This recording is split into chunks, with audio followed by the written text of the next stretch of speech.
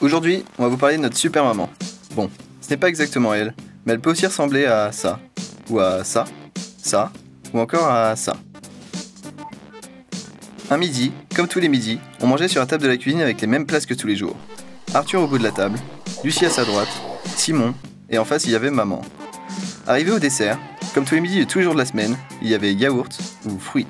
Au cas où, Arthur a quand même demandé ce qu'il y avait à manger pour le dessert. Il y a quoi en dessert? Maman a répondu. Yaourt ou fruits? Fruits. Fruits.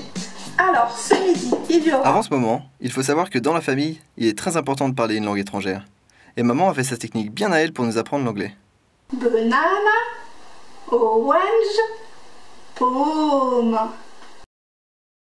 Ça ne l'a pas empêché de voyager avec papa aux États-Unis, en Afrique du Sud, au Népal, Chine, Bali, Inde, Sénégal.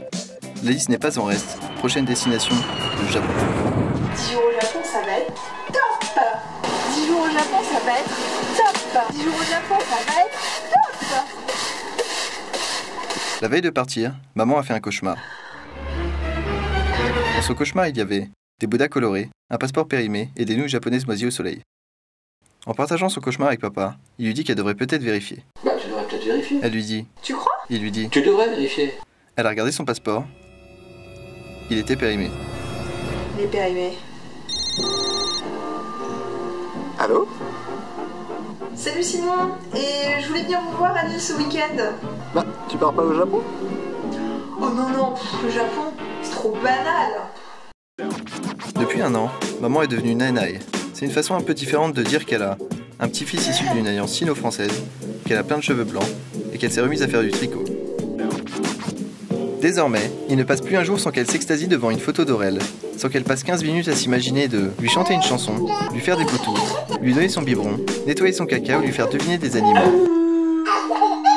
Dans son répertoire, il y a plein de numéros, mais quand elle pense à son répertoire, il y a Lucie, 8h, midi, Il a bien mangé?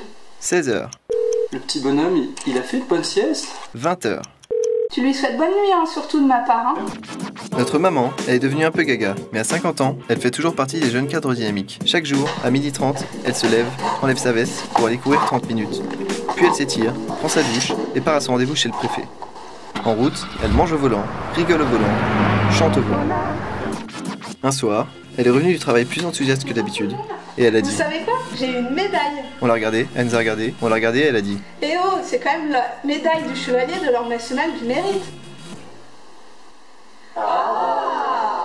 Bref, on a une super maman.